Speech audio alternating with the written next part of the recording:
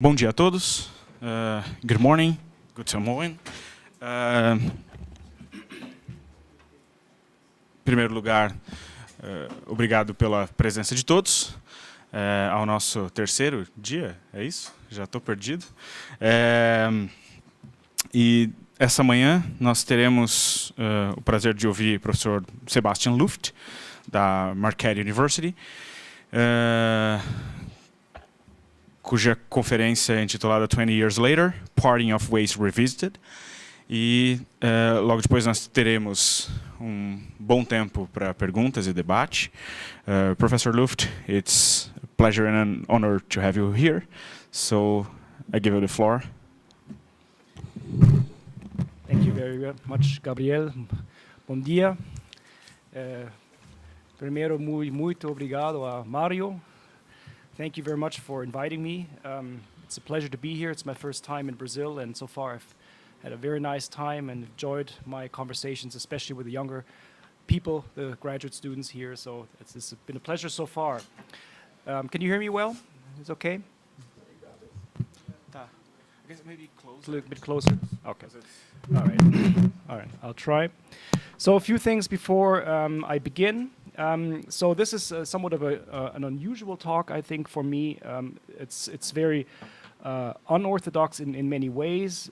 So for one thing, I have become interested in the topic of analytic and continental philosophy and the split and all that, as the title indicates. So for one thing, the one thing that makes my talk different from the others so far is that I'm not going to be talking about the past.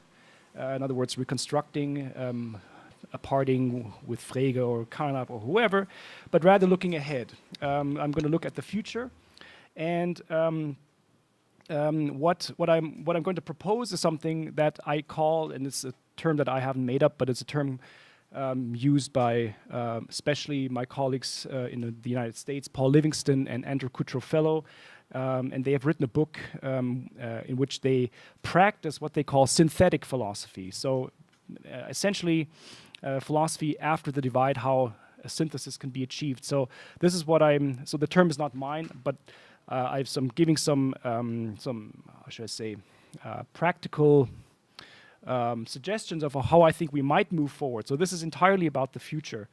And part of my talk has two parts. The first part is really quite unphilosophical. That's why it's sort of unusual, because I justify this by saying that I think part of the reason for the split and the way it's still working today is really not a philosophical reason, but a sociological one. So I think part of the way to one way to understand the split is to study the history and the sociology of the institution of academic philosophy altogether.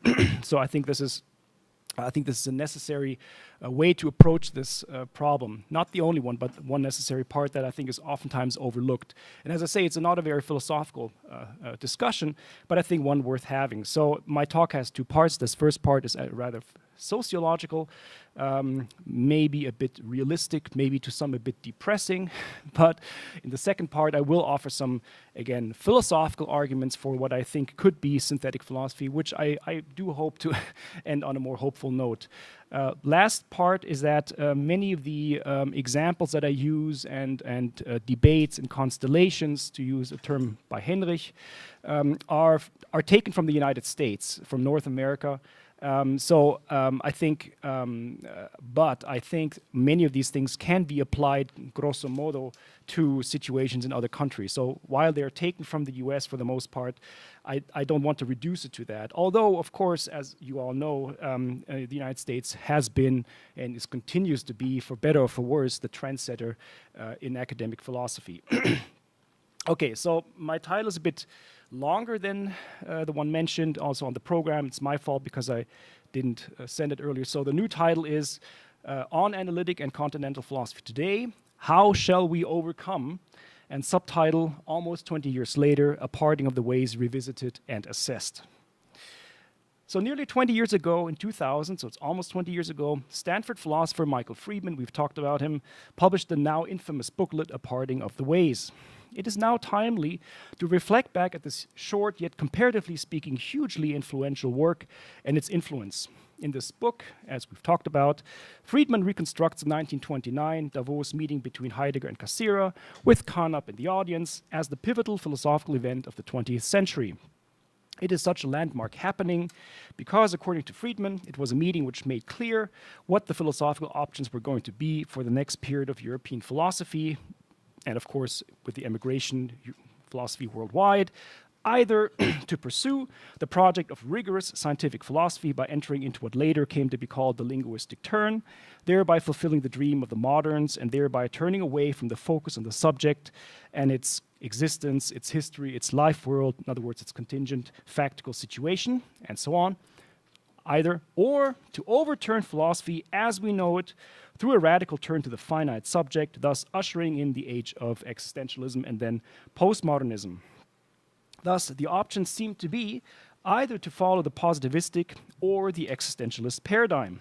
The former then led to the so-called analytic, the latter to the so-called continental philosophy. Is this better? Okay. So terms which weren't established until long after the post-war period, and this split has dominated the philosophical scene ever since. So this is all known. Whether or not it is historically correct to locate the split at the year exactly 1929, or not perhaps as Mr. Reck suggested yesterday with Frege much earlier, whether or not, it is clear that Carnap and Heidegger respectively present these opposed paradigms. The irony of Friedman's analysis is that he presents Cassirer as a middle path between both extremes and recommends considering it. But hardly anybody, including Friedman himself, has heeded his own advice. But perhaps one can indeed come to a new synthesis, the path not taken after Cassirer, but to be taken today, perhaps in his spirit. And to put my cards on the table at the very outset, I think it is possible. So this talk is written in the spirit of what I would like to call, as I mentioned, Cassirer's synthetic philosophy, or synthetic philosophy sans Cassirer. It doesn't matter, but I think in his spirit is something what I'd like to do. So indeed, what I'm recommending, what I'm going to recommend as a result of my reflections here is something, again, with a term that I have not coined, synthetic philosophy. Thus, in this talk, I want to assess the significance Friedman's thesis had on philosophical historiography and trace the impact it has had on the philosophical landscape since. Thus, I will not look back to evaluate Friedman's analysis, but look forward to how the field has evolved since in light of this debate. Since then, many symposia and volumes have been produced discussing the overcoming of the analytic continental split, or whatever terms they were used. Indeed, one might be tempted to think that the debate about how to reconcile, overcome, deal with, and you can add more verbs here, this split has been the most widely discussed philosophical issue since, an issue, moreover, which has had at least this merit of bringing people from opposed camps together. So if that's the criterion, I think it's probably the most pressing debate or issue that has been had in the academe. Thus, if one makes the case that the importance of a book lies in its reception, then there has been no more important book in the last decade and a half than Friedman's, judging from the scope of the discussion and the parties involved. A less dramatic interpretation would argue that Friedman joined a bandwagon that was already on the move through the village, but thereby amplified its volume to a maximal degree. Oh, that's Friedman. But where do we stand now? While some want to retain the split and see their philosophical identities in peril if it becomes moot, others attempt to philosophize in this spirit and see those hanging on to the split on either side as hopelessly outdated. But here one notices a stark contrast, and this is the sociological aspect I'm going to turn to. So no matter how much one declares the split dead or overcome, it is nonetheless curious that it still informs self-proclaimed identities of entire philosophy departments and retains a strong institutional stronghold. There is no indication that it is waning. Indeed, in countries that are lagging behind in this development, I'm speaking, for instance, of my native Germany, it is becoming stronger. So I think Germany is probably now where the US was 20 years ago. Thus, apart from the philosophical merits of this distinction, to assess it also involves a lesson in the sociology of trends and fashions that take place even in a field that allegedly is out to seek the truth with a capital T. And indeed, my assessment is that the split is less a truly philosophical issue, but rather one involving the sociology of the institution. Therefore, to understand it, one must study the sociology to a certain degree. So in the first part of my talk, then, I shall assess some sociological and institutional aspects of this parting some 2 decades afterwards, or after Friedman. In the second part, then, I shall reassess the split in the light of the state of contemporary philosophy and offer some philosophical reflections on how we ought to, in my mind, deal with the split today and moving forward into the future of, hopefully, synthetic philosophy. So while the first talk might appear somewhat depressing or realistic, I hope to strike a more hopeful tone in the second. So this brings me to the first part, a brief sociology of the discipline, analytic and continental today. So I cannot recount the history of this division and the reasons for its alleged demise, but want to offer some reflection on the situation as it is now. Friedman's book of 2000 was not the first to offer a narrative on the history of the split, though his locating it in Davos in 1929 was, of course, a bit sensational and provocative. Already as of the 1990s, there had been voices who claimed from different sides essentially four things. First, there perhaps are more, but I could think of four. First, many from within the analytic camp claimed that analytic philosophy, in terms of a foundational doctrine that would define it, had come to an end already basically with Quine. Hence, there was more the focus on method or style. Contrast, and I think this is a caricature, right? So contrasting sharp arguments and clearly defined concepts, thus scientificity on the analytic side, with wishy-washy style and sloppy argumentation, more akin to poetry on the continental side. And this focus on method and style made the distinction murkier than ever before. Secondly, from within the continental camp, some claimed that continental philosophy, the form it had reached at the point, so in other words, postmodernism in its excessive forms, was more or less dead. The death of Derrida in 2004 and his generation of mostly French thinkers, as well as other big names, Rorty died in 2007, and the absence of a strong generation following them. So this is, of course, dangerous to say. What I mean strong in the sense of reaching the same level of pop culture, rock star popularity. So the absence of that led to a sense that this line of thought had been exhausted. Thirdly, there came along a new generation of continental philosophers who no longer wanted to be seen in a camp with postmodernism and sought contact with those on the other side. Whereas in the United States, SPEP is the Society for Phenomenology and Existential Philosophy, so whereas SPEP was the largest worldwide venue of such postmodern tendencies, it was in the 90s, no longer is, there were also continental philosophers who explicitly avoided SPEP, since they did not approve of continental philosophy as it was done there. As a friend of that persuasion, a friend of mine, David Webermann, who was at Georgia State now, is in Budapest, told me in 2002 when I met him, he said, quote, "I'm an APA continentalist, not a SPEP continentalist." And APA, of course, meaning the American Philosophical Association. So American Philosophical Association had no continental philosophy whatsoever before 1990. And now, of course, it's there, but it's very different from the postmodern tendency at the other venue I mentioned. Fourthly, within the fort of analytic philosophy, cracks began to appear, with people such as Rorty subverting the analytic tradition from within, but also people like Brandom, McDowell, both in their ways close to Rorty, and whose big works both appeared in 1994, so Mind and World and Making It Explicit both appeared in 1994. So both of these people and others bridging the gap and focusing once again, or rather for the first time, on classical continental figures such as Kant, Hegel, and Heidegger, the latter two, Hegel and Heidegger, being prime and vilified exemplars of murky, vague, and imprecise continental style. The latter, to which I also count Friedman, in other words, to people like Brandom and McDowell, saw in the split an unfortunate event and something to be overcome or seen as passé. Hence, Friedman's systematic locus in the story is that he and others saw the way to overcoming the split in a reconstruction of its origin, and very much what we've been doing here. And to this group also belongs someone like Dummett and some present at this conference, such as Professor Gabriel and Erich Reck and many others. So in the first decade of the new millennium, in light of the new level of discussion reached through Friedman's book and a certain closure of the discussion, a number of conferences were held to discuss the analytic continental split or overcoming it. The conference proceedings and special volumes would be too numerous to list here, not to mention blog entries and their plethora of comments. It appears that towards the end of 2017, in other words now, all arguments have been brought forth and discussed thoroughly, such that in philosophical terms, it seems that the discussion can be put to rest, shelved, and one could move on. Let us assume, so this is what I'm claiming, so let us assume that this is indeed correct in philosophical terms.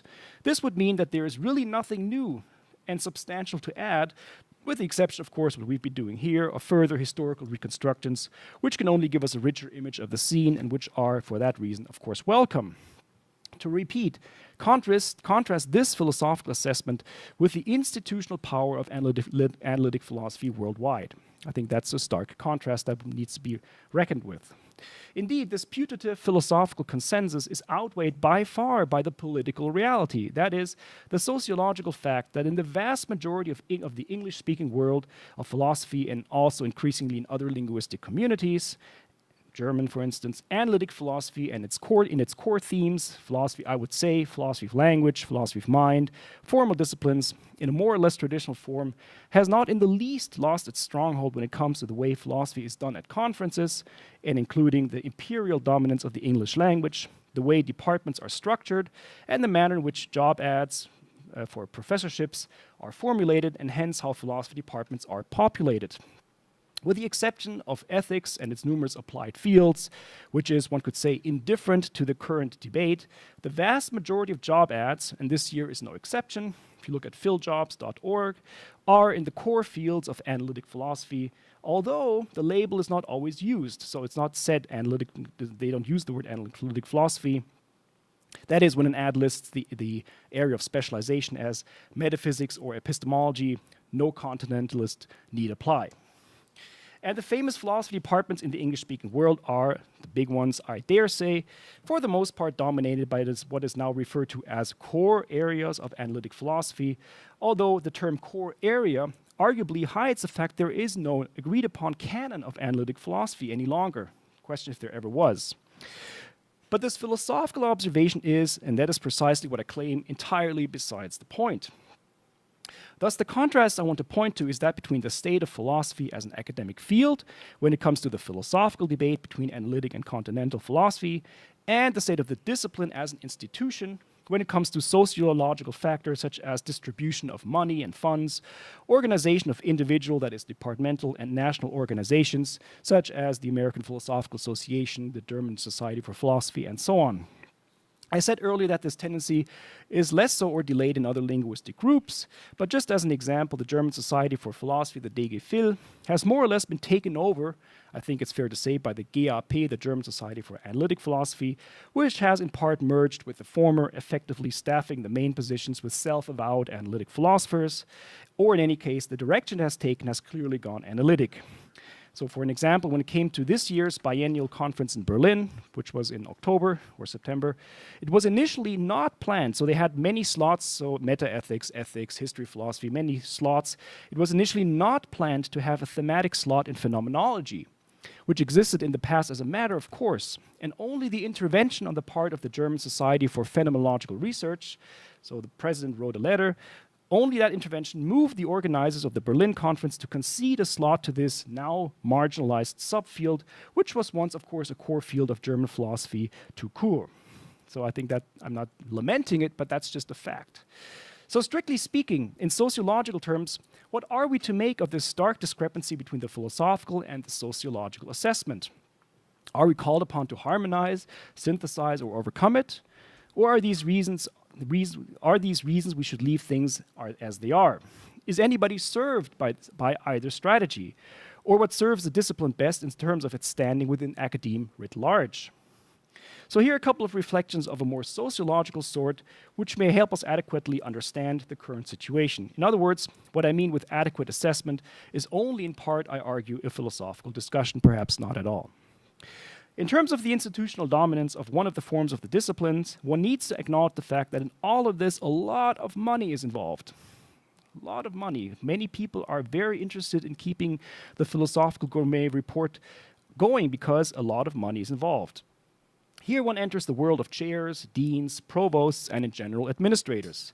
In universities, which are increasingly run like businesses, and in general, in businesses, everything depends on the allocation of funds. And the criteria used to make the decision who gets money and who doesn't, and hence faces budget cuts, are dependent on things that administrators can or think they can judge objectively, such as rankings and external reviews.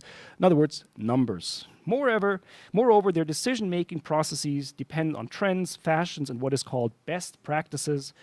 There's a new term in America, best practices. And here it depends on who are the trendsetters of these practices, which are for the most part and worldwide, the big and extremely wealthy research universities in the US. Hardly anyone can escape chasing the newest trends and fashions, and the same goes for the intra-departmental discussions, the results of which are, as a consequence, then go to the administration requesting certain specializations when asking for new lines or replacing old ones. And these discussions are, for the most part, within the departments between the modernizers and the conservationists. And here the latter, the conservationists, almost always lose out. One sociological observation on the side: analytic philosophers who construe their work more as a science, continuous with other sciences, have always been better at organizing themselves, as opposed to the continentalists who oftentimes celebrate the idea of the philosophical lone wolf with his or her own system, radically incommensurate with everything else. So Cassirer, I think, is somebody who actually rejects this image of the philosopher very much. Heidegger celebrates it. Back to the interdepartmental struggles, which are carried out, I would argue, in various constellations, but at bottom, always between the ones looking backwards and the others looking ahead. Here, one party cries decline of the West, while the others celebrate the implementation of the newest innovations, from new personnel to new teaching methods to newest technology. Another of the reasons analytic philosophy has held such a stronghold in this scheme is that it is typically affiliated with modernist tendencies, whereas continental philosophers are oftentimes seen as conservative or even anti-modern if one thinks of Heidegger. That does not go for the neo-Kantians. And it is a clear fact of today's universities, who try to outdo each other in modern innovativeness, that they like the modernizers more than the former group. So if you join the modernizers, you're in a better position, right? One of the current trends is, as you all know, interdisciplinariness. And whoever can cater to this trend will be showered with money, which is cashed out in lines for hiring, admission of graduate students, and the like. Things, in other words, that make a department function smoothly. It is interesting to see how universities which are religiously or otherwise affiliated, so in the US you have Catholic universities or something what they call traditional black colleges, traditional female colleges, how these institutions deal with this trend, the modernization trend, since they have a paradox, since they are increasingly torn between following the secular mainstream in maintaining their religious or otherwise ideological bent, which is in itself quite a cynical stance, since it's less about maintaining the doctrina pura, but about the fear of turning off potential donors who tend to be quite conservative. Striking the right balance between innovativeness and beholdenness to the tradition in forming the university on this level is also a very delicate balancing act. Just an example, my university, which is Catholic, hired a dean, and she was openly lesbian, and everybody within the department and within the university celebrate this fact. Finally, we've come to the 21st century. And when the president, who of course was a Jesuit, heard this, they rescinded the job offer because an openly lesbian woman cannot do fundraising, because fundraising is done with conservative white people, right? So there is no way. So she was fired before coming. Big scandal, but very typical for the US at least. One can enumerate several other trends emerging currently, which I'm doing in order to make a systematic point in a minute. So it's just some examples, such as the increasing focus in the academia on oppressed minorities and the various issues coming with it. People of color, people who do not fit into the traditional gender schemes and the heterosexual paradigm, or those beneath the US-Mexico border. And of course, these are all examples that are taken from the US and have to do with the history of that country. But other countries following this trend are doing this in accordance with their tradition. I'm sure something similar is going on in Brazil. And I know in other Latin American countries, they're doing something similar too. Indigenous people and so on. In my department, to give a quick example, we were given a line, so a position for hiring on the condition that it fit into the strategic cluster hire, which is to result in the establishment of effectively a new, not yet existent and not yet fully defined department dedicated to the study of non-white cultures in the US. So Latino, Latinx, Asian, African, in other words, everything but white male, okay? Whatever it's gonna be, not white male. So the expectation of the administration is one of wait and see, who applies to then decide what direction this new department is possibly going to take, which they sell as being especially flexible and riding on the newest wave. So this is to show that all the more the flexibility on the part of many administrators who are doing this to attract more students and to be perceived as trendsetters, leaders that others will hopefully follow. So just a linguistic fact, right? The English word leadership is the most positive term, right? In German you say Führung. Better not, but in English, if you are the leader, that's just the best thing you can hope for, right? Because again, the idea is the best practices, right? So smaller universities like mine follow the best practices, and of course then you have to see who are the ones that establish the best practices. Well, Harvard, Yale, and so then you look to them to basically emulate what they do. Now, the point of recounting these trends is that they have profound impacts on the makeup of the discipline itself. To stay within philosophy, the many applications of ethics, as mentioned above, so medicine, business, healthcare, sports, real estate, has already had a vast effect on what used to be called moral or practical philosophy, existing alongside theoretical philosophy, the history of philosophy, and perhaps aesthetics, which has almost in the scheme completely lost out.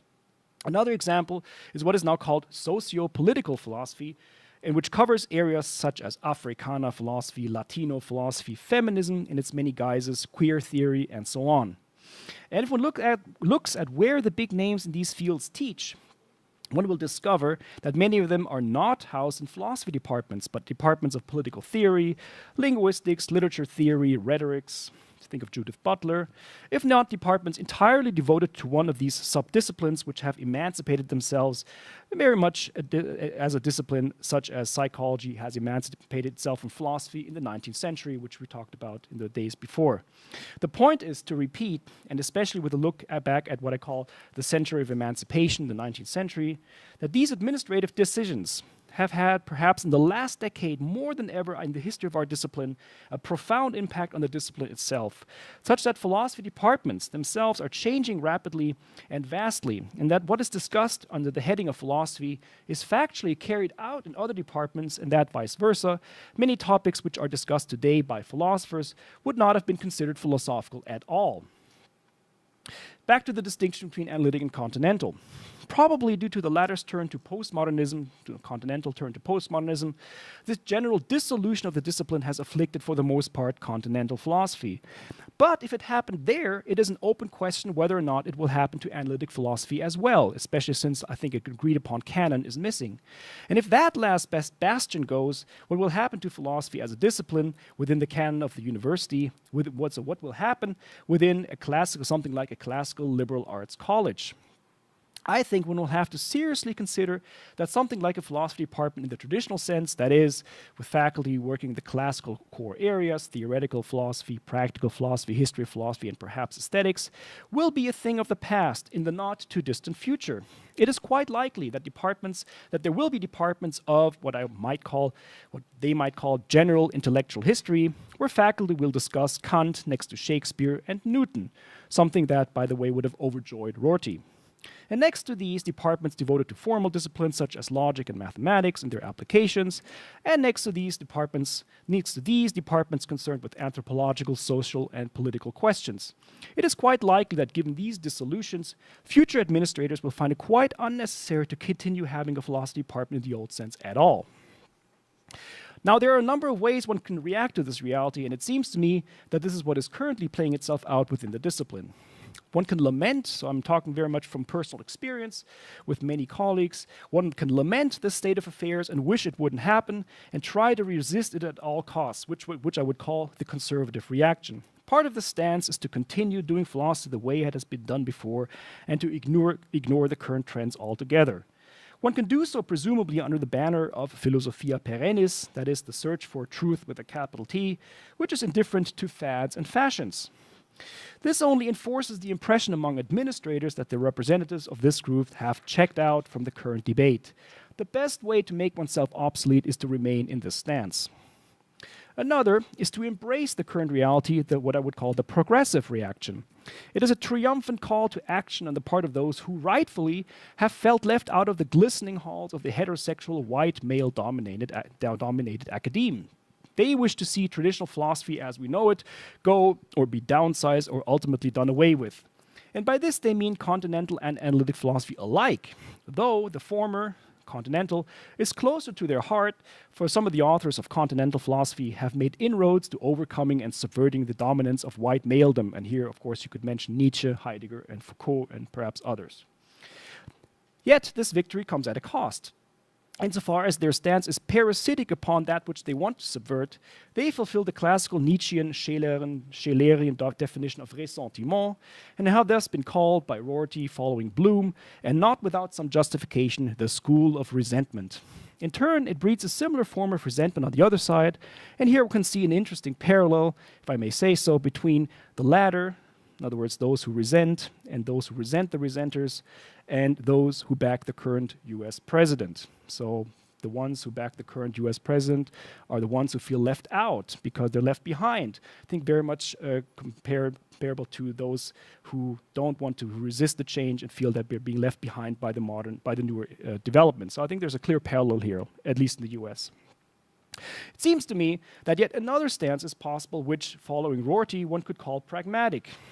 If one follows Rorty in his meta-philosophical analysis of the discipline, one have to, but if one does for a certain step, one should not be concerned with maintaining one paradigm, what Rorty calls perhaps unfairly ontotheology, but acknowledge that the fact that the discipline will change, such that perhaps something like continental analytic will have a vague ring to people 100 years hence, just as much as the idea of discrete philosophy departments next to the departments of history, English, and theology will ring quaint. But Rorty's famous prediction at the end of The Mirror of Nature deserves to be quoted here in full. So one quote here. Rorty says, quote, "Whatever happens, however, there is no danger of philosophy coming to an end. Religion did not come to an end in the Enlightenment, nor painting and Impressionism. Even if the period from Plato to Nietzsche is encapsulated and distanced in the way Heidegger suggests, and even if 20th century philosophy comes to be seen as a stage of awkward transitional backing and filling, there will be something called philosophy on the other side. For even if problems about representation look as obsolete to our descendants as problems about hylomorphism look to us, people will still read Plato, Aristotle, Descartes, Kant, Hume, Hegel, Wittgenstein, and Heidegger. What role these men will play in our descendants' conversation, no one knows." Unquote. So his point seems to be that philosophical thought will continue, though it is entirely possible that the name of the discipline and university department studying it will change and even vanish completely, or that philosophy will continue under different titles and be practiced in different departments, or perhaps practiced outside of the university altogether. Following Rorty, one cannot judge this to be a good or a bad thing, since such a judgment would require a Hegelian absolute stance. If we embrace or shun it depends on the stance we choose to have now, and nobody can force us into a stance other than ourselves or, cynically speaking, university administrators who threaten to cut our positions. So is this pragmatic lesson perhaps the best one to learn? From that is one that one should not be concerned with maintaining either of these sides of the division and let things go their course? Should one not be concerned with the demise of philosophy in academia, let alone society as a whole? Or should both sides join forces against their imminent decline and obsolescence? This would, of course, presuppose a minimal common denominator upon which both parties agree. And this brings me back to the philosophical discussion about how this distinction in question matters philosophically and how we, the professional philosophers that we are here, should move forward, at least in my mind. So thus I move from the descriptive to the normative part, or from the depressing to the optimistic part, depending on how depressed you are.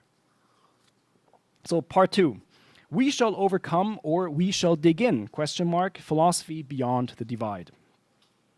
So the philosophical and perhaps more interesting question to ask is, what kind of philosophy can be practiced once we have acknowledged that the split has been overcome?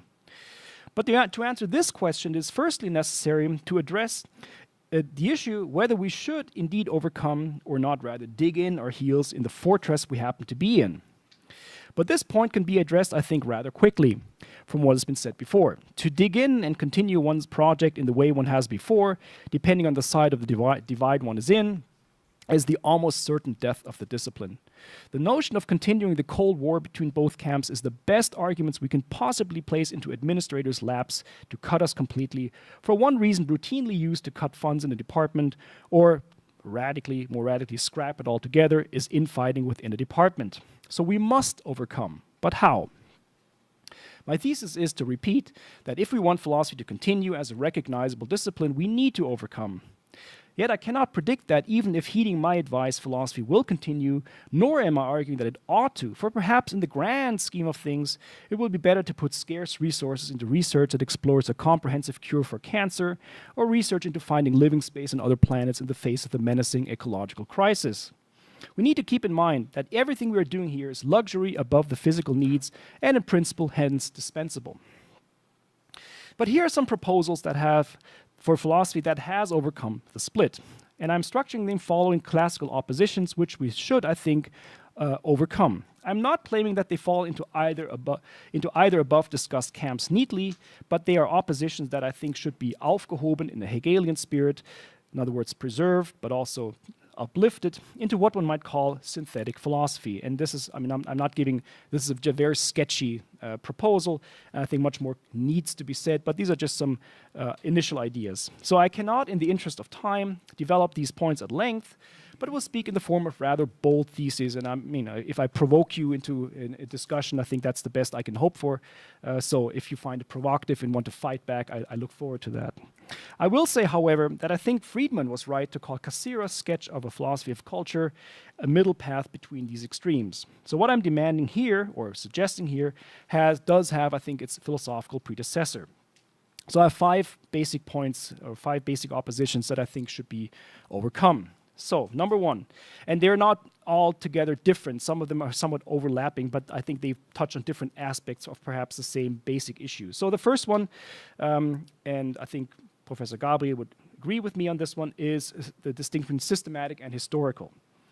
The opposition, systematic historical, is indeed one of the ways in which one has characterized the difference between analytic and continental philosophy, at least in its original standoff, that is, between an aversion to the history of the discipline on the one hand, and the sense of being steeped in the history of the other on the other side. And we saw yesterday in the discussion of Frege how actually this is very, very much not the case. But anyway, that's the way in which it has been characterized. Now, both can take extreme forms. On the one hand, the refusal to read any of the allegedly antediluvian authors. On the other, to mistake historical research for philosophical arguments. I believe philosophy in the spirit of overcoming should be sensitive to both, and I think I'm just speaking to the choir here. On the one hand, one cannot ignore the history of one's discipline, and be it for the very simple reason that problems and questions have their history, and thus the answers given at a certain time and satisfactory then deserve to be revisited and perhaps revised or discarded altogether. Thus, not for the sake of a fair assessment of the past, you could make that argument, but that's not my point, but for the sake of revisiting old answers that we still give today. For that reason, I think we should cultivate a historical sensibility. On the other hand, a new trend emerging for a while now is philosophers trained in analytic philosophy, following Dummett, turning to figures in the history of philosophy, not in the naive hope of getting answers to contemporary questions. I think that's one of the biggest naivetés, but bringing fresh light to these figures, which were locked up in the glass bookshelves and not taken seriously for too much adulation. When I studied Hegel, when I was a student, or Heidegger, or whoever you studied, you could not question them. That was the gospel, and you had to do everything to figure out what they meant, right? There was no way you would critically. That's how I was trained, right? So, one synthetic way of bringing both tendencies together is, positively put, crystal clear prose and historical sensitivity. This clear prose is necessary because philosophical styles have changed, and so has the language. A graduate student I once knew, she was a native speaker of English, complained once, this is a true story, complained once about Hume's style and asked, obviously thinking it was an 18th century translation from Latin, whether we could read a new translation of him. This is certainly not what I'm recommending. In other words, being so unknowing about the history of the discipline and not knowing languages for historical work, of course, this continues to be indispensable. But the point this person made is valid, I think. Dated texts need to be appropriated in new ways for the present, and ever again. With historical sensitivity, I mean being attuned to the tradition in that sense in which the repetition of arguments is noticed and hence avoided. We talked about this yesterday. Gabriel and I, is that we listen to people saying what they think are new things, and then they're just basically revampings of old things that have been said many years ago, and people don't know this because they don't know that the authors who claimed these things wrote in German, perhaps.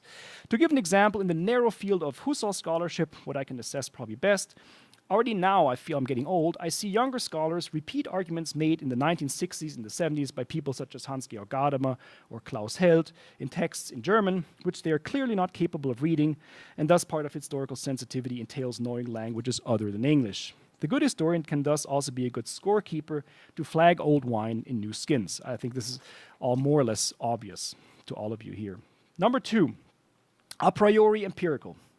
It is a bad thing for philosophy, I believe, to separate out a space for it and it alone versus empirical research and to keep both mutually separated. Thus, that there could arise the schizophrenic situation that we have armchair philosophizing on the one hand and the many fields of research on the other is a misunderstanding of scientific inquiry altogether in the original sense of episteme. Both types of searches for a priori truths, as in Kant's search for necessary and universal forms of thought, and the philosophers of language dream of conceptual analysis of existing and constructions of ideal languages, both have not held up.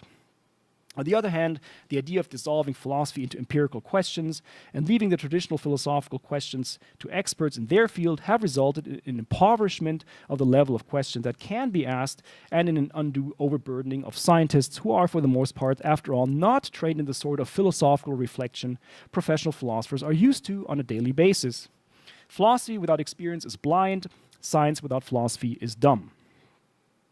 Thus, there is a time for the armchair, for concentrated yet free and freed up musing, and a time for the field, for getting one's hands dirty in various ways. Neither should rule out the other. Neither should view itself in competition with the other.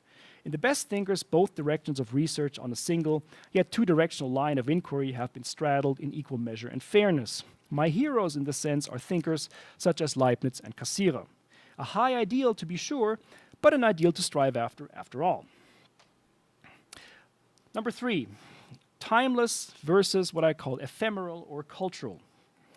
The opposition I mean here is between construing philosophy as trying to reach timeless truths about the world, about the human being, whatever else, the cosmos, or as an attempt to offer timely diagnoses of the current cultural status quo, to see philosophy, if one wants to use a highbrow term, rather as a doctor of culture in the Nietzschean sense, offering critiques of the way things are going, either by being a partial skeptic who sits on the fence of the public arena, refusing to join in and simply calling things out that they do not like, or perhaps more radically, being involved and an activist furthering promoting what one holds dear. Now, this dialectical opposition has, of course, already been thoroughly discussed by Hegel himself when he speaks of philosophy as the owl of Minerva, or as nothing but its time conceived in thought, despite, of course, himself composing a logic from the absolute standpoint and prior to God's creation of the world. Of course, it is both, since philosophers are immersed in their time, but since they reflect on this, they can only do so from a position that is no longer immersed in it, not wanting to follow Hegel, of course, in claiming that this necessarily requires an absolute stance. So I'm not trying to be Hegelian here. But I would like to make a slightly different point. What if philosophy itself is bound to fads and fashions like any other science and, moreover, any other cultural movement? The split I'm discussing here, then, continental analytic, seems like a terrific case in point. What if the split between analytic and continental is just another fashion, just like the current attempt to overcome it? What if philosophy, too, is nothing but a continual scientific endeavor that is bound to paradigms in an endless cycle of upheaval, revolution, establishment of a new normal science, and so on? I'm not sure I'm prepared to make the claim that this is so, but I do suggest that we consider that it might well be so. That need not mean that we should stop doing what we're doing, but lead us highbrowed philosophers to a certain humility. The humility would result in an acknowledgement that everything we do might be considered overcome, quaint, and so yesterday by following generations. It is quite possible that future generations will shake their heads over what we today fight over passionately, not because they occupy a higher, more ground, but because the wheel of time has so moved that they face other problems that vex them more. It is as simple as that. But for us contemporaries, it does not mean that we shouldn't keep on working hard on what is at the issue at hand. And the most important one seems to me to repeat, to keep the discipline going. Philosophy will never be completely synthetic the way I envision as a Kantian idea, just as little as humans will ever be free or men and women perfectly equal. But for that reason, stop trying.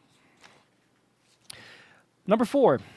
Ivory tower versus social change. And again, this is not completely different from the point before. The distinction here, I mean here with these terms, is somewhat parallel to the previous ones, but not quite identical. So with that, so ivory tower versus social change, what I mean is that a lot of professional philosophy has made and continues to make the mistake, I think, of locking itself up in an ivory tower. It is as if the items of reflection and the results reached are as far away from human daily life, human daily reality as rocket science. It seems plausible that to respond that such things such as formal logic surely cannot possibly have a broad dissemination and effect on the human race. And yet one should keep in mind the social dimension that drove especially the philosophers of the Vienna Circle, who were instrumental in founding analytic philosophy. Their impetus was not, and this might be provocative, their impetus was not to charge new territories in the landscape of the formal disciplines, or at least not as an end in itself. They did so with the intention of creating a set of formal laws and principles that would, in the grand scheme of things, bring together humanity as a whole on this basis to eradicate differences and tensions that arise when language is not used correctly, and which is one reason for the generation of conflicts leading to wars and other upheavals.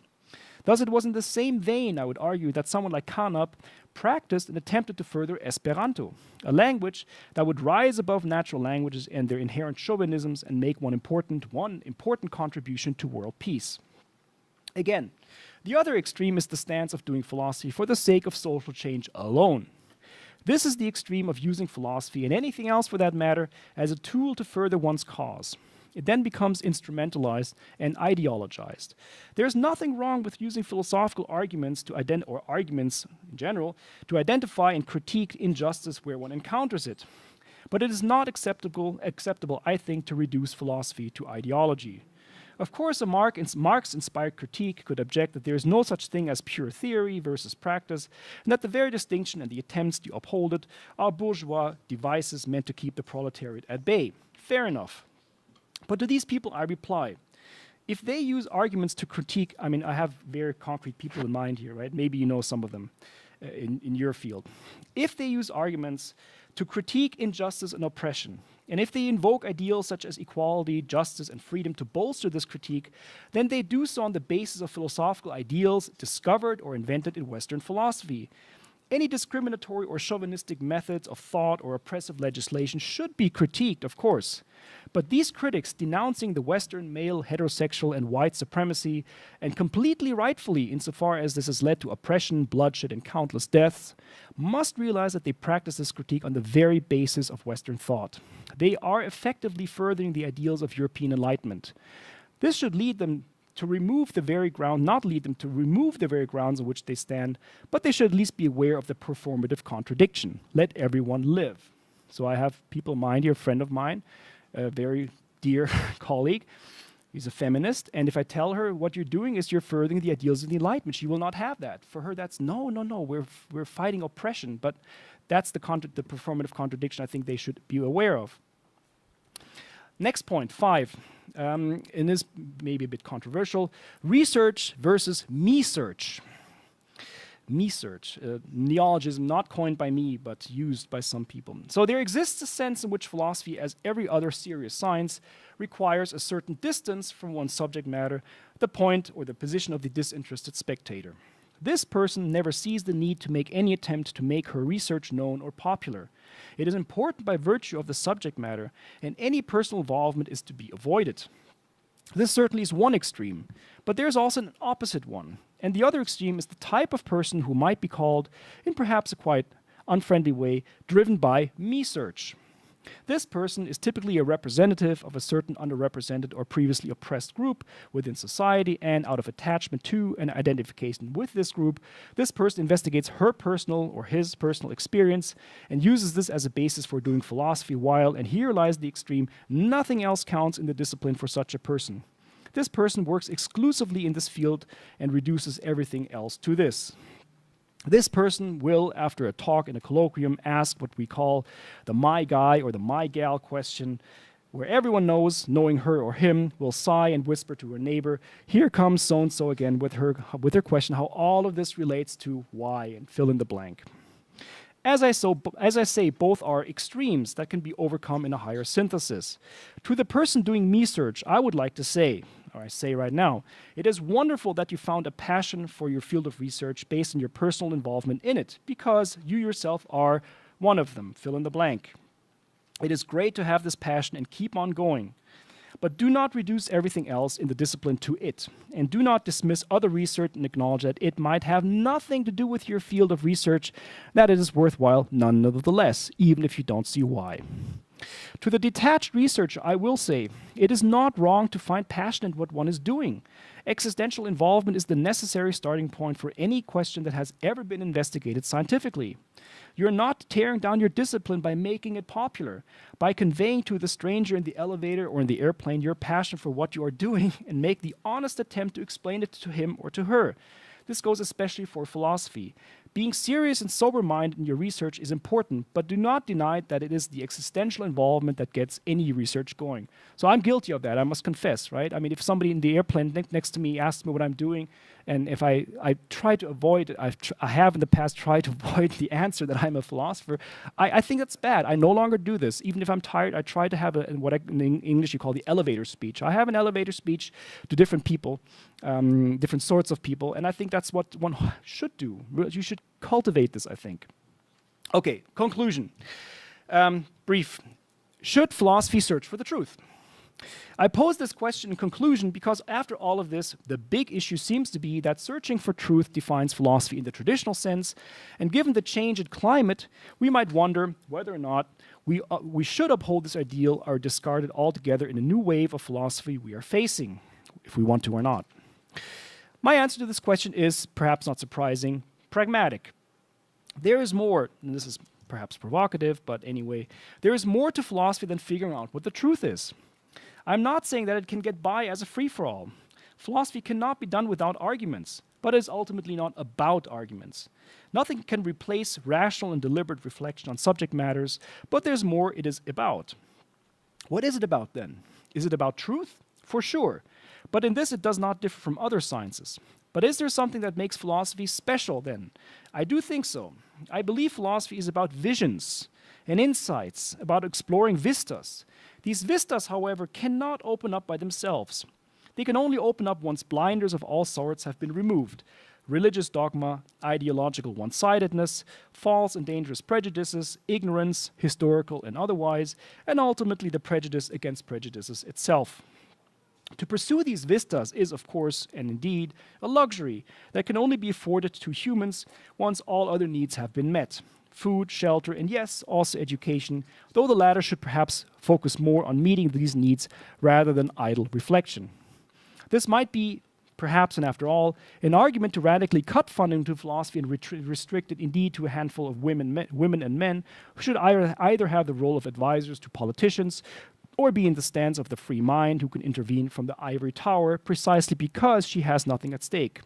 One might rightfully question the logic of the knowledge industry as it is currently practiced.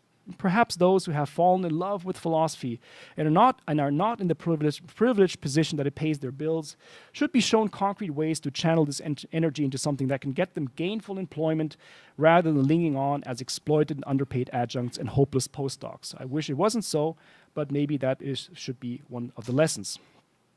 It is clear that these vistas I'm talking about can only be enjoyed on the proverbial shoulders of giants. That is, to repeat, philosophizing freestyle and from the armchair should be strictly forbidden, and conversely, no philosopher of serious training should be allowed to practice his or her profession without at least one empirical science to rest on, even if the science is that which leads to critical editions of what Branham calls the mighty dead. So I'm one of those people. My science is producing critical editions, among others. Philosophers, well-versed in the written and spoken words, should be well-equipped in spelling out these visions of a better future, a better world, or a better society. Having these visions in mind, they should from there look at their present and find a voice in critiquing what is not right in light of these visions. They should do this in a way that educated readers can comprehend. Models for such interveners are figures such as Sartre or Habermas, who, while also writing books of highest difficulty, never felt themselves too aloof to intervene in daily politics in their respective countries. In a pragmatist spirit, those outreach activities should not be done to get us closer to the truth or the perfect society, but to identify and attack injustice and violence where and when it occurs. If people then have the health, wealth, and leisure to read philosophical books and listen to philosophers bring forth their points, we philosophers have achieved everything we could possibly wish for. Thank you.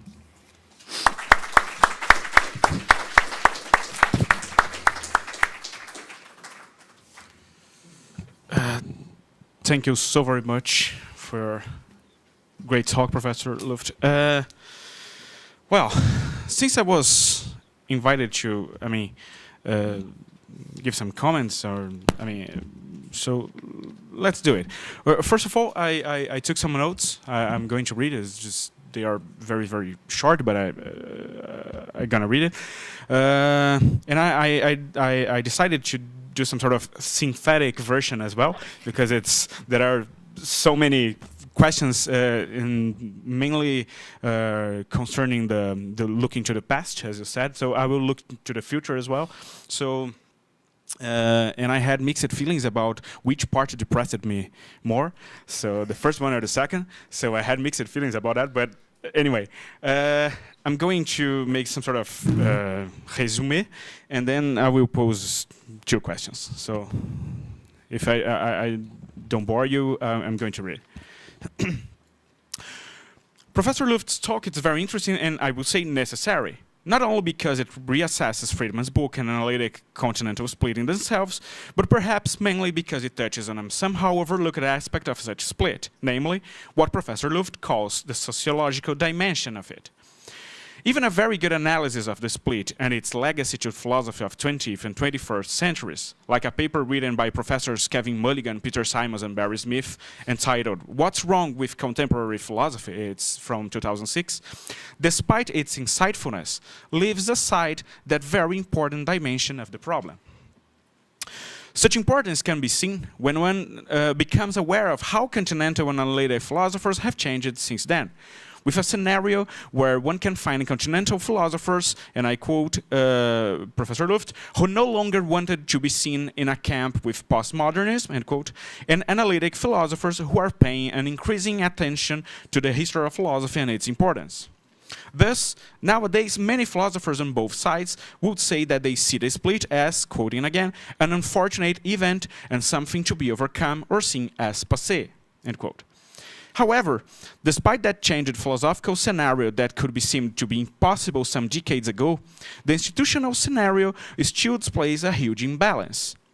There's a contrast, and I quote, between the state of philosophy as an academic field when it comes to the philosophical debate between analytic and continental philosophy, and the state of the discipline as an institution when it comes to sociological factors, such as distribution of funds, organization of individual and national organizations, and so on. In one word, if the split can be seen as overcome in theory, it is still determinant in several aspects of the academic ethos.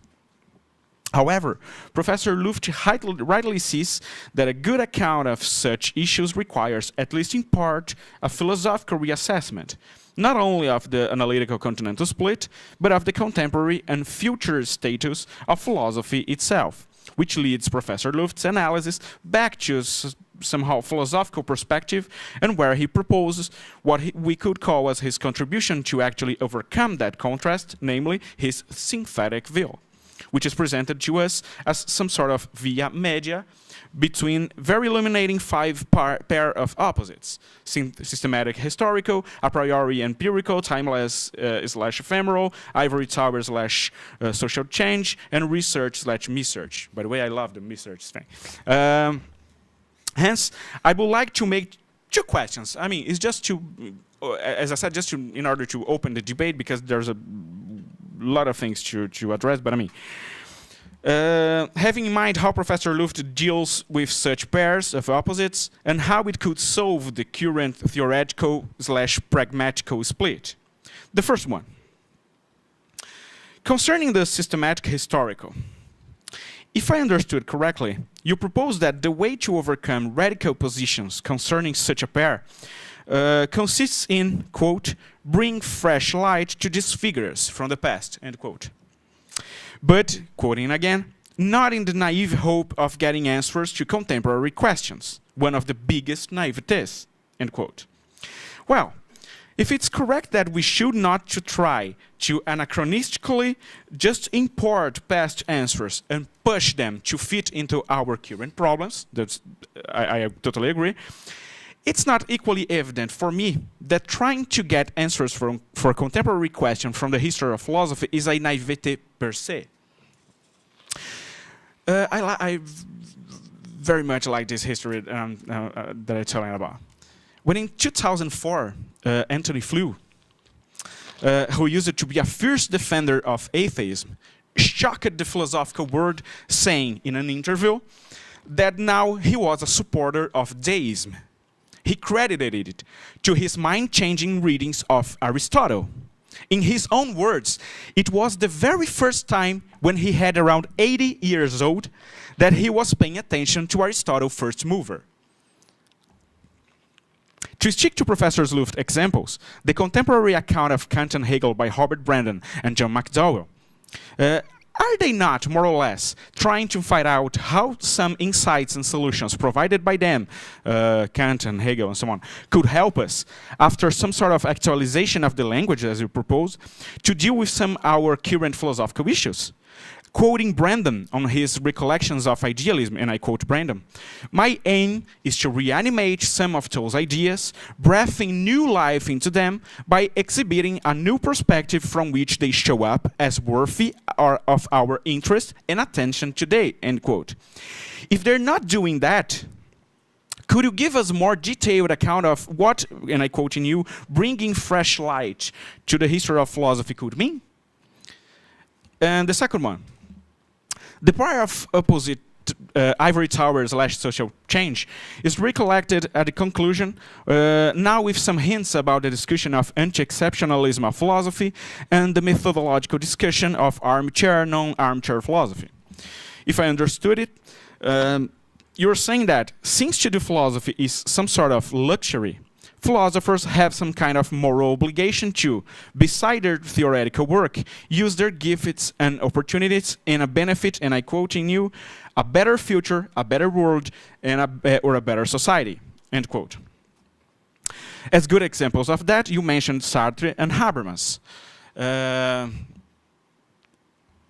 Despite the fact that Sartre is now known for having used his skills to, for example, support what was happening in China and Soviet Union. I mean, on the one hand, he was using his skills to work or to fight for a better world, but sometimes we have to discuss precisely what a better word means. So, which drag us once again to the philosophical questions. The material questions, I mean. Such a view is also put forward by good intellectuals like Martha Nussbaum, and somehow sees philosophy as subordinated to external goals, like the defense of democracy and so on in her case. Hence, do you think that there's no more place for some sort of Aristotelian view of philosophy whose end is not only is to escape from ignorance?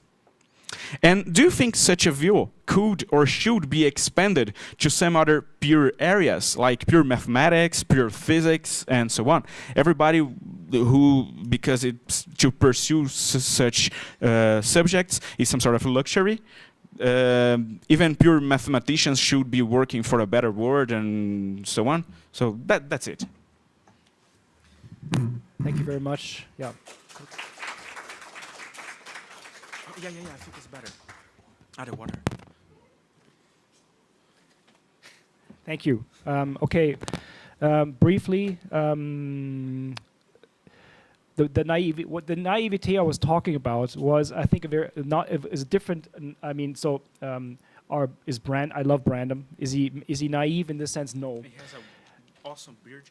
Yeah, he has a great beard, yeah, right. No, but I mean, so he would be one of my heroes. What I have in mind is a tendency, and I think I can just sort of give, I don't have an example, but I think you know what I mean, is when you have many people nowadays, younger people in the desperate search for new things to work on, they take a certain problem from contemporary philosophy, and then say, okay, now I'm going to resuscitate,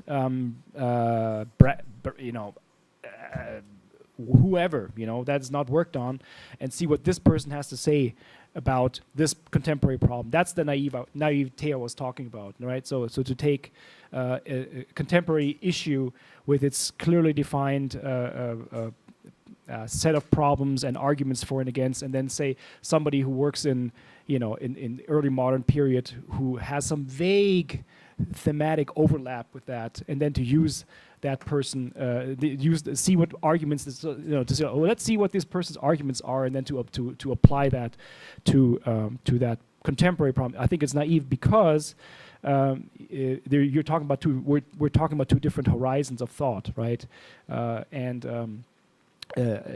What Brandom is doing, and people like Brandom are doing, what makes them so interesting is that they shine new light on a figure, but trying to at the same time doing justice to what these people's to use the Brandomian term, animating ideas were, right? That's a very different thing. I mean, this is a hermeneutic problem, right? I mean, Gadamer criticized the idea that we could jump into somebody's horizon of the past and then think like Aristotle did, right? I mean, I think it's fair to say that Dilthey thought you could do that, and Gadamer says that's a naivete. What matters about a historical figure is how is this person speaks to us today, and that's a different issue, I think. And I mean that's I'm not sure I agree with Gadamer, but I would say that this has to be at least a big issue to talk about is the bridging of the different horizons of understanding. You can't not naively just assume that you can jump into the other, nor can you naively assume, like Gadamer does, that you cannot jump into this horizon. So that's a figure. That's a topic of a separate debate, right? Secondly, with Sartre, I mean, yeah, you have me there, right? I mean. Sartre, just because he made public announcement doesn't mean that he was a good person, and I didn't mean to defend Habermas or Sartre in any way. I meant in the very naive sense, or the very superficial sense, I should say, that that they saw the necessity, and Habermas still does, to talk about the European Union. That's the Habermas' latest concern, while at the same time doing their philosophy. Now, in other words, the elevator speech issue, right? I mean, that philosophy should not hold itself up in an ivory tower. But it doesn't mean that I do not think that philosophers are better people, right? Just because people think of us that we're better people because we're philosophers. We're the same bastards like everybody else. But we think about it and reflect on it. Doesn't mean that we're in any way better, but but what makes us distinct, or I think what should make us distinct, is the fact that we try to shine a rational light on issues that otherwise might appear in a light that's merely ideological, merely heated up public debate where people lose sight of rational arguments. That's really all. In no way am I implying that therefore people should listen to us. I mean, we should not be the leaders in any way, philosophers, but we should be the ones who are able to penetrate with rational arguments certain issues that otherwise people are just heated up in emotional debate without seeing the real issues. That's really all that the philosophers, I think, can do, but should do.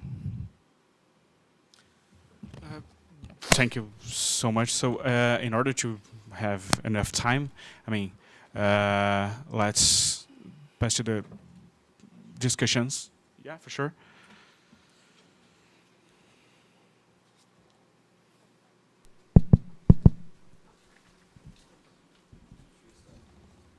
Sorry, not speaking very well. Gabriel, okay. Please translate. Professor, em primeiro lugar, 3 pontos baseado no seu texto que eu queria colocar para uma questão de reflexão, porque vivo bastante, poderia dizer, na questão prática, real, o que está sendo discutido aqui. 3 pontos, o seguinte: o primeiro, por exemplo, usar alguns exemplos reais que vivo hoje. Acabo de concluir um curso em Ciências Naturais na USP, que é numa universidade de grande porte e conhecida não só no Brasil como fora. E uma coisa que a gente percebe, um curso que é voltado, por exemplo, a física, matemática, química e biologia, mas existe, é muito contraditório quando você tem um curso como esse, ele é totalmente vinculado mais para o lado da educação, e embora voltado para o lado da educação, cerceando muitas vezes a pesquisa, mesmo científica, se você levanta questões, por exemplo, filosóficas, o curso, por exemplo, tem uma dificuldade enorme em fazer esse debate com a filosofia. No entanto, todo momento em que você, diante de questões científicas, coloca um debate filosófico aos professores, por exemplo, você vê que existe até, de certa forma, vamos dizer assim, um transtorno do professor. Segundo ponto é que Eu presto consultoria numa área de ciências também, de biotecnologia, vinculada com melhoramento genético de animais, mais especificamente de mamíferos. E tem um professor, até homônimo ao nosso professor Mário aqui, com já mais de 80 anos de idade, que foi um dos implantadores do curso de agronomia no Brasil. E ele é uma figura, digamos assim, essencial na ciência no Brasil. E hoje, numa conversa, que eu tenho sempre um diálogo muito próximo com ele, não orienta mais ninguém vinculado à agronomia e tem se dedicado, após os 80 anos de idade, a querer discutir questões filosóficas. Terceiro ponto. Are you writing down? Porque depois eu vou dar uma fechada e te explicar o porquê que estou colocando esses pontos. E o terceiro ponto, participo também de um grupo de bioética, onde discuto essa questão vinculada à genética animal e as implicações morais e éticas, por exemplo, que o melhoramento genético tem com relação a questões de meio ambiente, questões políticas, questões trabalhistas, e uma série de coisas nesse sentido. Por que eu estou te dizendo tudo isso? O que eu percebo nesses três ambientes? Que existem duas linhas que talvez até venham ao encontro do que o senhor está dizendo aqui. Uma é esse debate interno que nós fazemos aqui, enquanto filosofia, enquanto filósofos, discutindo questões filosóficas. A outra linha é justamente essa ponte entre, por exemplo, filósofos se aproximarem mais de cientistas e de cientistas, ao mesmo tempo, se aproximarem mais de filósofos. Porque quando a gente está vindo para dentro da academia, principalmente por um congresso como esse, por exemplo, e não é uma crítica, o que eu estou dizendo aqui é uma descrição, da mesma maneira que acontece no congresso, nos eventos vinculados à ciência. Tanto em congressos vinculados às ciências, você não tem a participação de filósofos debatendo essa ponte com a ciência, nem tampouco num evento de filosofia você tem cientistas fazendo essa ponte com a ciência. E quando a gente olha essa discussão com relação à filosofia continental e analítica, a discussão que eu faço é exatamente essa. Acredito que se existe um espaço muito grande para a atuação filosófica atualmente, é na ciência. No entanto, nós temos cientistas fazendo ciências, filósofos fazendo filosofia, e, na verdade, a gente não vê como é que eu vou dizer, um desdobramento, uma manifestação de tanto um lado quanto o outro para diminuir essa lacuna. Qual a experiência do senhor, né, em relação a isso? I understood. Compreendi no todo, pero... Eu vou fazer uma síntese dos seus exemplos e para chegar no ponto que okay. He also has. I was laughing, you know. He has also an education in natural science as well, biology, I guess, or physics, mathematics. Okay. And he pointed three examples of,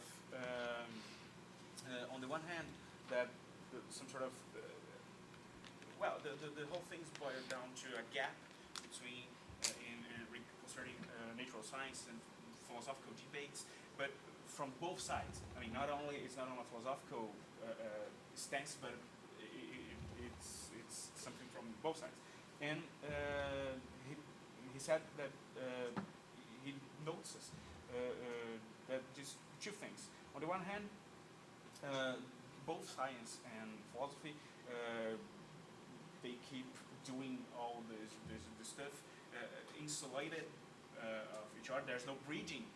But in the end of the day, one of the best space of bridging to that gap is the philosophical approach of science. So science as the most paradigmatic space of encounter between science and philosophy. What do you think about that gap and bridging?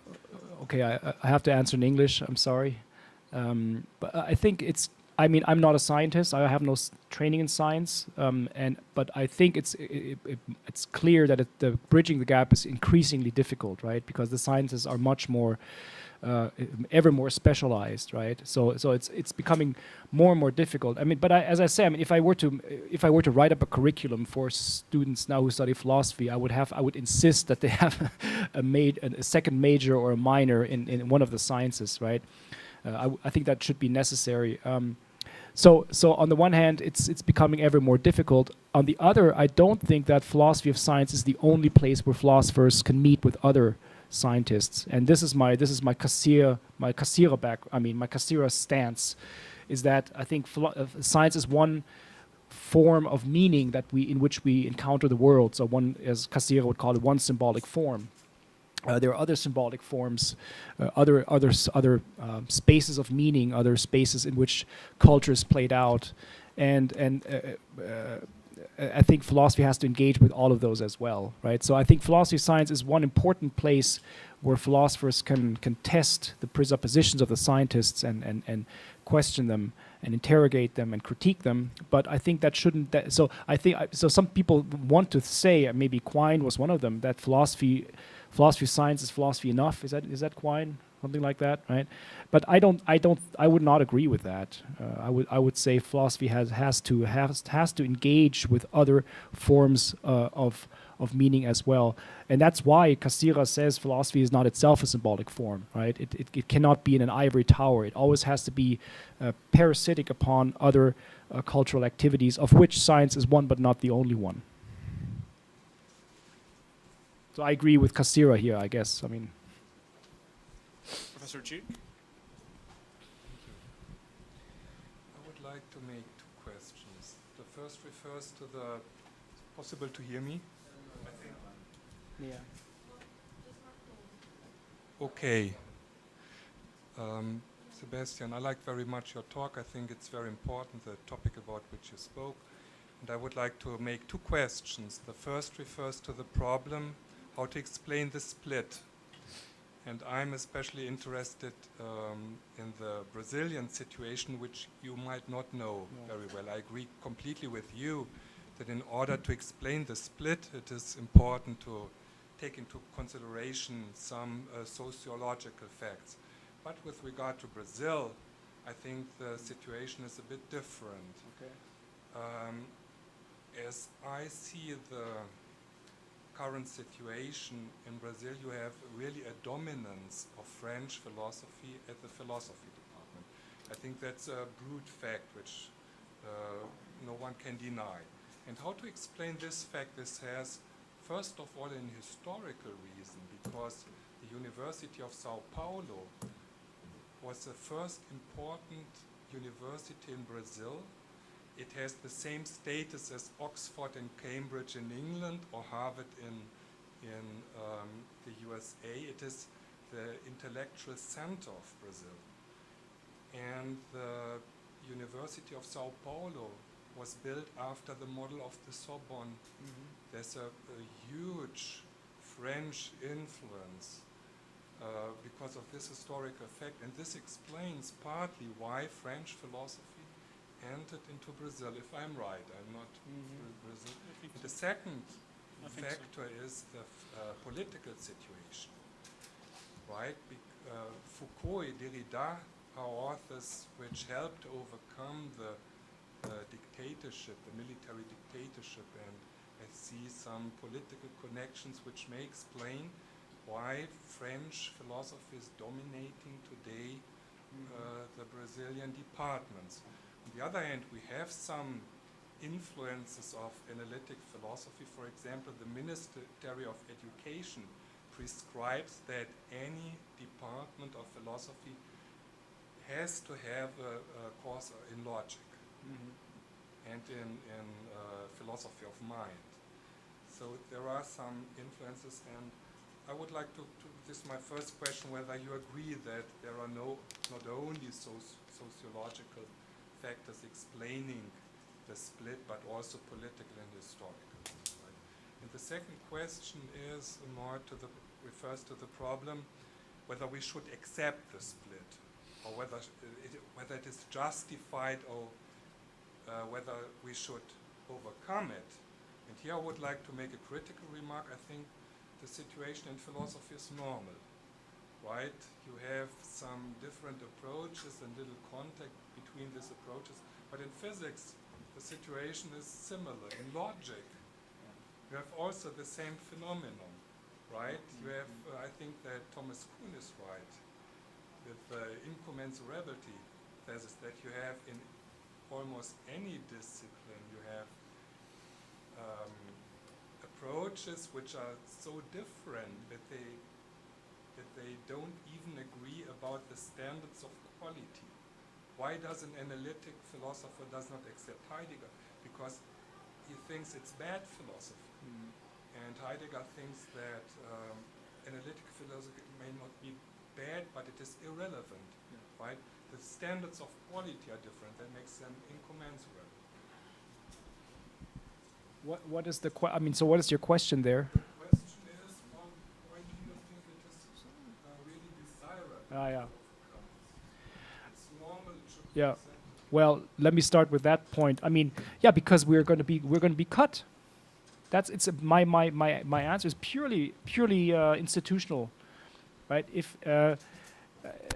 If we want to continue to have philosophy departments, we must talk to each other. That's the only reason. I mean, do we in philosophical terms have colleagues where we don't even agree on the standard of quality? Of course, right? But I mean, if people attack each other for that and not accept that the other side has their standard of quality that is accepted by the profession, more or less, and that should be heeded and be respected, and so I mean, the reason we should talk and overcome is not because of philosophical reasons, but because if we don't find some way of living together, we are going to be eliminated. It's as simple as that. I think that's the simple lesson, right? And part of that overcoming could be a mutual acceptance of difference. Well, yes, of course, that's not overcoming the split, then that's sort of cementing it, right? But if the split leads to the situation in which people make it seem that we are a bickering crowd and don't agree, I mean, if you have situations where people then say, well, we shouldn't give this person a doctoral degree because he's worked with person X, that's the situation I guess I'm talking about. But if there's a peaceful mutual acceptance of what the others are doing, I think that's okay, right? And if you have situations in departments where you then say, well, we should talk about the fact that we have a lack or a lack of this area of philosophy, we should have it just because if we want to have something like a pluralistic department, not everybody wants that. But if you say, we could mutually agree that we need this, we should then say, well, here's an area which we don't have, and here we should be able to accept the norms of that discipline. In other words, the certain journals that are acceptable and take in high esteem. So I guess my situation, my maybe what I'm talking about really is much more a situation in the U.S. than here. I don't know, but there's nothing wrong with friendly, respectful dealing with each other in spite of difference, and that's okay. The first point. I mean, I don't know the Brazilian situation, and again, I'm sort of guilty of being too focused on perhaps Europe and the United States, and I'm sorry, but I mean, your question was, is it only sociological but also historical? Of course. I mean, I meant that, right?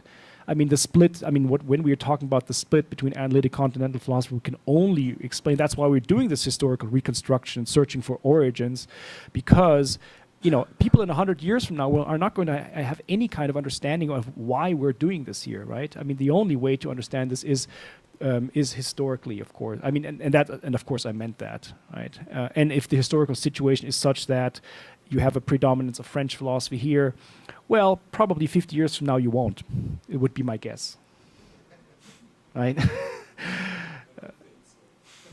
I don't know. Okay, well, that's pure speculation. Right? Professor Frichet.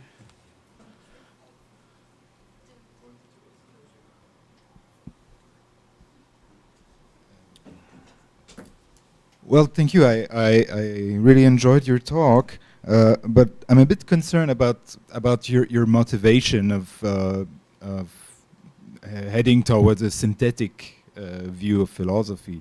I mean, if the motivation is because it seems to be that's what you answered to to Dirk is if your motivation is institutional, then it seems that the kind of philosophy we should do is basically motivated by what administrations are asking us to do. So we will have like best practices inside philosophy, not only as a philosophical discipline. How do we choose the people? How we choose the courses? But we would also have ultimately to write text and use arguments saying, well, but this other argument would be for best practices reason would be preferable to an argument that I would use if I am an analytic philosopher, for example. So just to make the point short, this normative, not the normative, but I mean the contextual or sociological or administrative motivation seems to be some kind of an emergency solution that, like synthetic philosophy, we need that because otherwise we will just disappear. So that might be a good idea, I mean, for institutional reasons, but for the discipline itself and for the intrinsic motivation that we have in continental philosophy, the way we address the problems in continental philosophy versus the way we address the problems in analytic philosophy, these are specificities, and they are very different, and that's good that they are different, and they can be combined to some extent, and that's fine also. So I would be perhaps a bit more cautious on this. And just a last point is, I mean, your idea was struck me as very similar as what Stumpf said in his Rektoratsrede of 1907, which is entitled Wiedergeburt der Philosophie. So he was actually saying the exact same point you made. Philosophers should have a strong background in empirical sciences. This is the only way to get rid of the divide at that time in 1907 between idealists, between experimental psychologists, which were very important, and people like Dilthey. So in a way to avoid these divides, these splits from the beginning of the 20th century, we should have philosophers that are able to understand what we're doing in empirical sciences, and that will be one of the solutions. Yeah, thank you for. I don't know Stumpf at all, so that's I should look at that. Thank you very much. But I think I have to sort of go back a bit. So your first point, I think, is a bit similar to Dirk's, or my response is going to be somewhat similar. I feel misunderstood if you thought that my motivation for synthetic philosophy was institutional. No. So maybe I'm schizophrenic. No. My motivation for synthetic philosophy was a philosophical motivation. So if we want to take on the philosophical issue, then we should enter into something that I call synthetic philosophy, which, by the way, again, is not a term I coined. But in my institutional motivations, I have to sort of repeat what I said to Dirk, and maybe thanks for bringing this out. Perhaps I wasn't clear. My institutional motivation would be mutual acceptance is absolutely okay if we can live with each other. But if we want to confront each other philosophically, then I think we should enter into the debate what we should do in common. In other words, not be concerned about splitting systematic analysis from historical analysis and so on. But I'm perfectly happy to have people alongside me in my department who work on formal logic and the newest in analytic philosophy, as long as there's a mutual respect. And that, I think, is lacking in many cases, right? And so for those people, I want to say, either we engage philosophically, then we should do what I'm proposing in my second part, or we should be prudent in view of the administration who's just looking for reasons to cut funds, to put things on the chopping block. I think so. Maybe those parts of me cannot be synthesized. But I mean so I feel misunderstood if my motivation for synthetic philosophy were seen as an administrative stopgap, emergency measure. No. I mean, I do find it annoying if people dismiss me because I don't do Heidegger that much. I don't like Heidegger, but I teach Heidegger. So if they dismiss me for that very reason, I mean, to give an example, we had a talk at my department, and that gives an example for what I think I'm talking about. And the speaker was Daniel Dahlstrom, who works on Heidegger, but he's a very, I think, a very good philosopher. And his talk was not even on Heidegger. And several of my departmental members, actively avoided the talk and said so publicly because they affiliated him with Heidegger. Okay, I mean that's the type of people I mean, you know, and they're not just in my department, you know. I think so. Out of political correctness, that somebody working on Heidegger and black notebooks, blah blah blah, you don't go to a talk on virtue ethics in his case. I find absolutely unprofessional. People like that should be punished. I mean, institutionally punished, not not in any other way.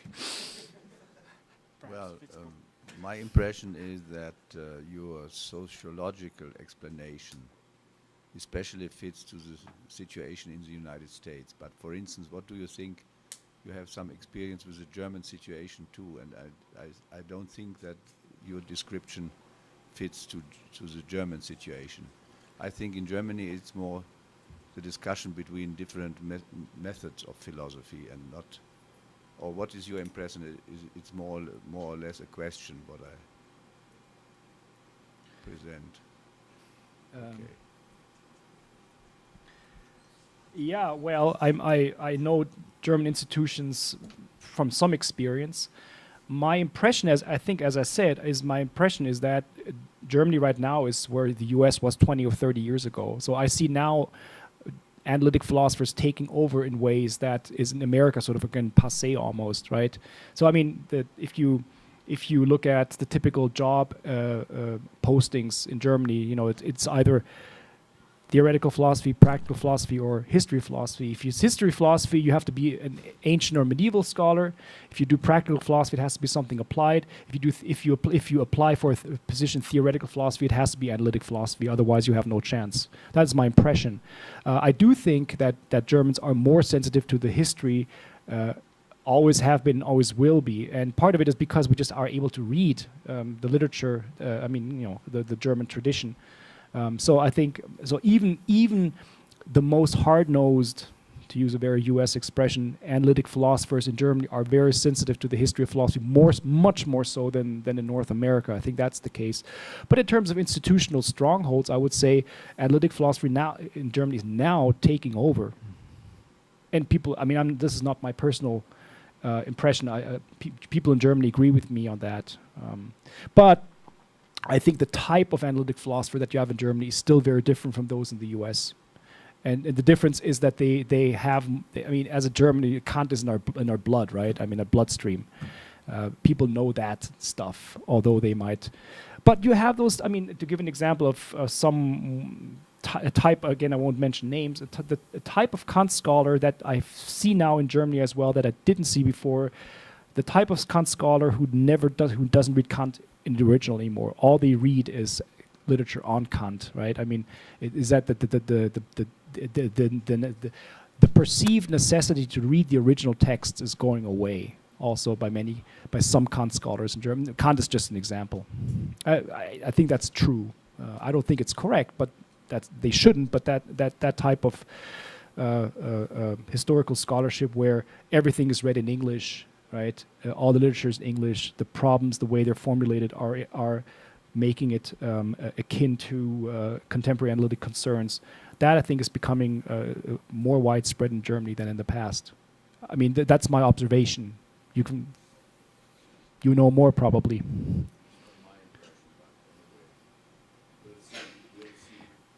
On verra. Any more questions? Professor Mario. Verzeihung, Sebastian, ich werde auf Deutsch sprechen. Mir geht es nicht um das Institutionelle, sondern um das rein Philosophische. Und es war, um die Geschichte der Philosophie zu verstehen.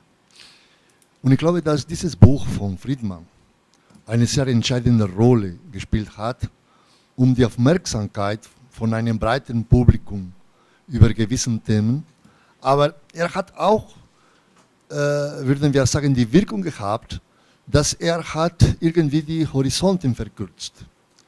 Das heißt, dieser Gegensatz zwischen kontinentale und analytische Philosophie ist ein Gegensatz, der sehr gut die Situation im 20.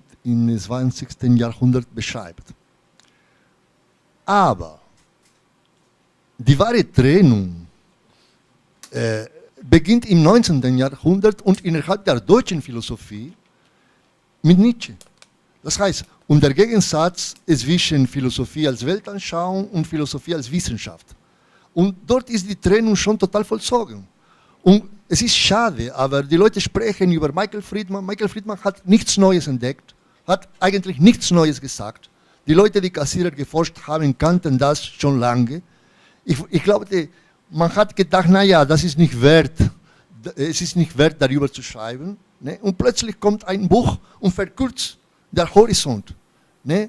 Und gibt eine Erklärung, die absolut unzureichend ist aus philosophiegeschichtlichen Gesichtspunkten. Und die Leute gehen davon aus. Erstens. Also, wenn man die Titel von den Zeitschriften in der zweiten Hälfte vom 19. Jahrhundert in Deutschland liest, über wissenschaftliche Philosophie, Viertelsjahrbuch, das ist ein Zeichen einer Epoche. Erstens. Zweitens. Man liest Friedman und man liest nicht mehr zum Beispiel Schlick und die Diskussionen zwischen Schlick und Husserl und andere Leute, zum Beispiel Paul Linke. Niemand liest Paul Linke. Ne? Aber bei denen ist das geschichtliche Bewusstsein sehr präsent, dass zum Beispiel mit der Einführung von Husserl Anschauungsbegriff eine Trennung gegeben hat. Ne? Und die sagen es ausdrücklich, Husserl ist der Schuldige, ne? Und er soll sich für Heidegger verantworten. Das ist irgendwie die Stellungnahme. Ne? Und das ist auch eine Trennung innerhalb der deutschen Philosophie. Ne? Dann kommt der Übergang zum Insel. Und wenn man das ganz genau forscht, entdeckt man, dass eigentlich die Engländer von derselben Situation, von derselben philosophischen Situation von der Philosophie, als die Deutschen ausgegangen sind. Ne? Das heißt, die Geschichte der Philosophie hat nicht mit Moore angefangen, ne? Und mit der Kritik des Idealismus. Ja, die haben Stout gelesen, der Brentano gelesen hat, der Meinung gelesen hat, der Ward, der auch in Deutschland studiert hat und so und so und so und so und so weiter. Ne? Das heißt, ich glaube, dass vielleicht sollte man ein bisschen beiseite Friedman lassen, ne? Und noch einmal mit einer gewissen philosophiegeschichtlichen Tiefe auf solche Themen eingehen. Ne? Weil sonst wird eine ganze Vereinfachung. Ne? Yeah, I can only agree, and I think this conference here is a big testimony to the fact that the split can't be located it can't be so easily pinpointed at 1929. You know, Carnap sitting with Heidegger in a cafe and talking. You know, that's so that's why I said it's Friedman is a bit sensational. You know, but. So again, I mean, I think this whole conference is a testimony to the fact that you have to have a wider horizon. So I can only agree. Yeah, I mean, Friedman is the one who, again, that's curious. I mean, I think someone told me that Friedman himself was surprised at the success of the book, right? I mean, that this little booklet all of a sudden. But again, I think sometimes reception of books is because they come at the right time. You know, I mean, he came at the right time, and he brought in Cassira, which was a new thing at the time, right? So, I mean, if the importance of a book is measured by its timelessness, Friedman's book is extremely unimportant, right? I mean, it was just the right book at the right time and just sort of sparked discussion. I think that's really it. I mean, I like Friedman, I admire his work, but the importance of the book is, I think, purely that just sort of came as a spark in the right moment, and that's really all. So I don't want to, unduly worship Friedman. I think he just wrote the right book at the right time that sparked more discussion. In all admiration of Friedman's work, otherwise, of course. But I do disagree with Friedman's reading of Cassira. Let me just say this. I mean, I covered this in extenso in my last book. I mean, Friedman says Friedman's thesis, which I just basically mentioned, Brad, briefly, has to be more precisely stated, as he says, well, Cassirer wants to go the middle path, but he fails, right? That's why we can't go. So I don't think, I try to defend Cassirer against Friedman's critique. I'm not going to go into this, but the irony is that Friedman says Cassirer would be the middle path if it worked, but it can't work. And I disagree with that point of Friedman's. Well, I think that Friedman's book is important, but I agree with Professor Porter that we should go further back. Just an example. Fries already makes a distinction between Philosophen des Witzes, which the German idealist, that is what we call today continental philosophy, and Philosophen des Scharfsinns, which is scientific philosophy. So we have exactly the same distinction we today make between continental and analytic philosophy, even during the time of the German idealism. So insofar, you are completely right in your argumentation. We should go back further, or we should go back further. We have this distinction, this methodological distinction, I think, from the beginning of philosophy. Yeah. Okay. Oh, I agree completely, yes. We still have some time, so I mean, any professor? Just a naive question, which is not, but anyway, let's say it's naive. But I mean, there are people saying that actually there is no divide between continental and analytic philosophy. I found many people saying this among analytic philosophers, and people like Völesdahl, for example, or people like Tugendhat. So they just deny the existence of a divide. Well, I think so. Well, I mean, Völesdahl really clearly, yes. Well, you have this perspective of also from the West Coast phenomenology. People, I mean, students also of Völesdahl, like David Rudolph Smith and McIntyre. So they just see the same concerns, so to speak. Analytic and continental philosophy just dealing with the same issues and to some extent with the same methods. Do we have any philosophers in continental philosophy that would also that side, let's say, more likely that are more likely on the side of continental philosophy that would also say, well, this is there is no divide? Völesdahl, I would say then he's ignoring the institutional context. That's the only thing I would probably say to him. I would want to insist that if it comes to the department structures in most departments and hirings, there is I mean, that's my sociological point. Yeah. I can't. Well, I mean, the Husserl's scholarship. I mean, you mentioned East Coast, West Coast reading is the best example for how it's very different. I mean, East Coast, West Coast reading, for those who are not familiar, I mean, there was the question of the Neuma. What does Husserl mean with a Neuma? And so you had East Coast reading where people like Sokolovsky, and then, I mean, this is actually a moment where these people actually conversed with each other. So the fact that it was called the East Coast, West Coast reading was in the geographical distinction or labeling was because they, in fact, talked to each other for a certain period of time. Right, but I mean, I think that very distinction is the best example for why Völesdahl can't be right. Right, I mean, I favor the East Coast reading because I think Husserl's concerns are much broad. I mean, we'd have to enter the debate, which we can't do here. But I think it's very clear from the very arguments and readings that are brought forth how the West Coast reading is very much sees Husserl's Neuma as some sort of a linguistic entity, whereas people from the East Coast, closer to the continent, I guess, read the Neuma the way I would read the Neuma as a unity of meaning that cannot be reduced to linguistic affairs. Is the very best example for why Völesdahl is wrong, I would say. Yeah. Apart from the fact that institutionally he's wrong too. But can I just had a short follow-up?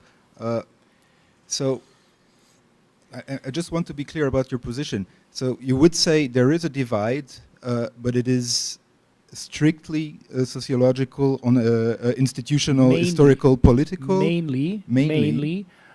But I also I would say that there are very different approaches to, I mean, there are different approaches to someone like Husserl, right? Mhm. And then you'd have to talk about what kind of differences there are. Take someone like Dan Zahavi, right, who is one who I think would qualify as a synthetic philosopher. But he himself told me, he says, when I talk to analytic philosophers, I talk differently than when I talk to the crowd that I happen to be in when I talk to him about this, right? I speak differently to them, he said, right? So does that mean that it's only a matter of vocabulary? I don't think so. I think it's the way you approach the issue, right, would be still different. I have to think about that. I mean, there's not a definite answer. Professor Jirk. Professor Lara. Just a small question about the situation in the USA. As far as I know, in former times, French philosophers were treated only in cultural studies, right? And not at the philosopher department. In part. That's changed? Well, I mean, you had people. I mean, the old the SPEP continentalists, right? So, Society for Phenomenology, Existential Philosophy. They actually debated at one point whether they should change their title, right? The debate, the proposal was sometime in the 90s to change it to Society for Continental Philosophy, and they rejected it, right? For reasons that are not important. But I mean, no, the people in those, if you look at old conference programs and look where people were, they were for the most part in philosophy departments. And then as of the 90s, when postmodernism sort of was at its height, at that point, people were pushed out of philosophy departments. So again, my example is Judith Butler, right? She works in rhetoric, I believe, at Stanford, right? Is it Stanford or Berkeley? I don't know. So yes, but of course, then you also had, I mean, Rorty makes this point that continental philosophy went into the literature studies departments. Right, that's true as well. Yeah. But the current situation is different. The current situation, you'd have to talk about the state of French philosophy now, right? Which of course is very different from French philosophy 20 years ago. I mean, I don't want to enter into polemics, but I don't know. I mean, my impression is now that France is now very much opening itself up to analytic philosophy, whereas in the past they were sort of. Well, one thing that fascinates Americans is idiosyncrasy. So Derrida was fascinating because he was so crazy, he was so unusual, right? And they just admired that very fact, right? Sort of a sensationalist rock star. I mean, he was a rock star, right? I mean, and he was, I think, interesting simply because I mean, I don't know Derrida well enough, but I mean, because he was doing his own thing, right, and sort of said, well, I'm pursuing my deconstructivist program. But Foucault wasn't. Foucault is a different. Received in Berkeley, right? Who was? He was. Yes, that's a different. He's an example for someone who is very un-French in that respect. Yeah. Thank you. Yeah, it's well. I'm not an expert, as you can tell.